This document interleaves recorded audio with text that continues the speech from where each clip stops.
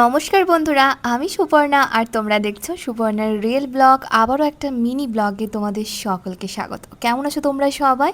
আশা করছি প্রত্যেকে ভীষণ ভীষণ ভালো আছো। আজকে তো সকাল থেকেই মেঘ ওয়েদার, বৃষ্টি পড়ছিল। আর এখানে দেখো আমি এখন বসেছি সবজিপাতি কাটতে, কারণ রান্না বসাতে হবে।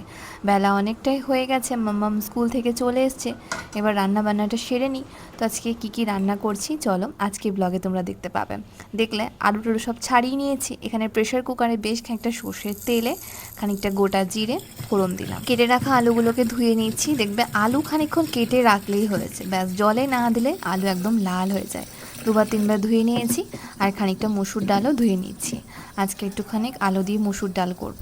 এই আলু দিয়ে মসুর ডাল খেতে মাম্মামের বাবা সাথে আমিও কিন্তু ভীষণ ভালোবাসি, তাই মাঝে মধ্যেই এই আলু ডাল আমরা বানিয়ে থাকি। চলো কড়াইয়ের মধ্যে দিয়ে দিয়েছি আলু ডাল দুটোই। পরিমাণ মতো নুন হলুদ দিয়ে হালকা ভাজা ভাজা করে নিচ্ছি। এবার দিয়ে দিচ্ছি একটু আদা রসুন আর একটু কাঁচা লঙ্কার পেস্ট, সাথে দিয়ে দিচ্ছি একটা টমেটো। আর কোনো মশলাপাতি দেবো না, শুধুমাত্র পরিমাণ মতো জলের মধ্যে দিয়ে দেবো। দিয়ে সিটি মারলেই কিন্তু আমাদের এই যে আলুর ডাল রেডি হয়ে যাবে। এটা কিন্তু খেতে ভীষণ ভালো লাগে গরম ভাতে। তোমরা কারা কারা খেয়েছো আমাকে কিন্তু অবশ্যই কমেন্টে জানিও। আর এখানে দেখো মাছটা বের করে রেখেছি আগে থেকেই, আর কিন্তু আগের মতো ভুল করিনি। তাই আজকে কি করেছি, সকালে উঠে যখন মাম্মামকে স্কুল পাঠিয়েছি তখনই মাছটাকে বের করে রেখেছিলাম, তা না হলে যা অবস্থা হয়, একদম মাছ শক্ত বরফ, সে ছাড়তেই চায় না। তাই আগে থেকে বের করে রেখেছি বলে আর কোনো ঝামেলা নেই। চলো মাছটাকে ভেজে নিই।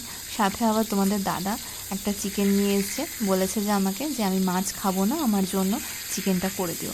তো একদম বোনলেস চিকেন নিয়ে এসছে, সেটা কি দেখো ম্যারিনেট করে একটু কড়াইয়ে তেল দিয়ে হালকা ভাজা ভাজা মতো করে দিচ্ছি। তো এটাই ও খাবে, আর আমি আর মাম্মাম মাছ খাবো। সেই জন্য দেখো মাছটাকে একটু ভালো করে ভেজে নিচ্ছি। মাছটা দুদিন হয়েছে ফ্রিজে রাখা ছিল, তা একটু ভালো করে না ভাজলে না খেতে ভালো লাগবে না। তাই দেখো নিয়ে নিয়েছি 2 পিস ইলিশ মাছ ভাজা, একটা কাঁচা লঙ্কা, সাথে এক বাটি আলু ডাল। কি কেমন লাগছে অবশ্যই কিন্তু কমেন্টে জানিও।